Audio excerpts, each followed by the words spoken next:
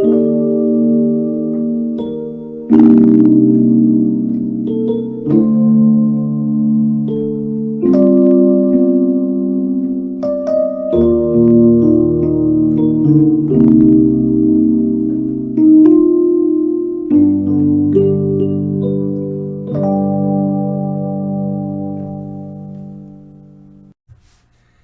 and welcome to today's meditation in the book of Psalms.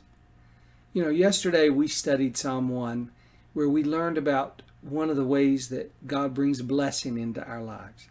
We found out that the Hebrew word for blessing means someone who is happy and privileged and favored and is the envy of the people around them. And we found out that the way that blessing can come into our life, one of the main ways that we live a blessed life, is to live in the Word of God. It says in Psalm 1, "Blessed is the man whose delight is in the law of the Lord, and on his law he meditates day and night." And it literally says whatever he does prospers. I want to live a life that everything I put my hand to has the blessing of God and flourishes. Now, today we're going to talk about another part of this psalm that tells us a key to losing that blessing. Something that diminishes the blessing. I call it a blessing blocker. Now, one of the blessing blockers is found in Psalm 1:1 that says, "Blessed is the man who does not walk in the way of sinners, nor stands in the way of the wicked, nor sits in the seat of mockers." Now, if you notice that this person is walking, then they stand, then they sit. Now, I think this is a good analogy for many people that I know. I've been a Christian for going on 50 years, probably longer than 50 years, probably 52 years. And in that time, I've watched people come to know the Lord, get excited, begin to go to church, read the Word, have Christian friends, begin to change their life, and then at some point they begin to drift back into their old ways. And usually it's because they go back into their old ways, like listening to their old friends. Their old friends say, "Oh, come on now. You've gotten so holy. You need to come. Just go with us. Come on, go with us this weekend. It ain't going to hurt. Listen, this is not going to hurt you to do a little bit. Not much, just a little bit." And this movie, it's not such a, it's not really that bad. Come on now. They're just a little bit of this, a little bit of that.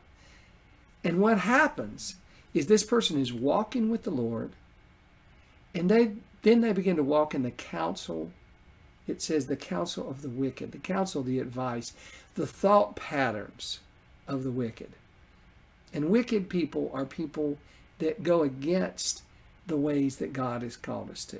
And when we do that, what happens is we slowly stop walking and we stand there and begin to listen a little bit. And when it says, or stands in the way of sinners, the Greek word for sinner is someone who falls short, someone who falls short of what God created them to be.